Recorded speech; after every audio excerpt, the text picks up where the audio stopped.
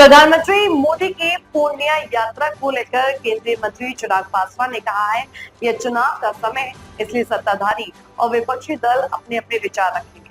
लेकिन इसमें कोई संदेह नहीं है कि प्रधानमंत्री की तीसरी बार शपथ लेने के बाद बिहार दौरे के दौरान विकास कार्य जमीन पर उतरे हैं। यह केवल शिलान्यास तक सीमित नहीं है, बल्कि उद्घाटन भी हुए हैं।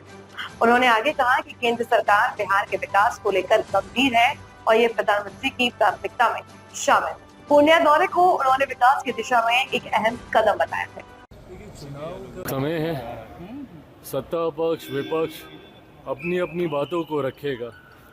इस बात में कहीं कोई दो राय नहीं है कि जिस तरीके से बिहार में प्रधानमंत्री जी के तीसरी बार प्रधानमंत्री पद की शपथ लेने के बाद एक के बाद एक विकास की बड़ी परियोजनाओं को धरातल पर उतारा गया है, जिसमें सिर्फ शिलान्यास ही नहीं, उद्घाटन भी उसमें शामिल हैं।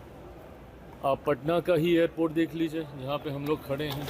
कल पूर्णिया का एयरपोर्ट, एम्स हो, अलग अलग क्षेत्र से जुड़े हुए छोटी बड़ी तमाम परियोजनाओं को इस सोच के साथ कि किस तरीके से बिहार को एक विकसित राज्य बनाया जा सके। अब ऐसे में अगर विपक्ष को ये सारी बातें नहीं दिखती और उनको सिर्फ भ्रमित करने वाले मुद्दों को ही जनता के बीच लेकर जाना है, एसआईआर का मुद्दा हो, संविधान का हो, यही सारी बातों को अगर उनको जनता के बीच लेकर जाकर उन्हें भ्रमित करने का ही कार्य करना है, तो ये विपक्ष की सोच हो सकती है। और इसी नकारात्मक सोच ने बिहार का नुकसान किया।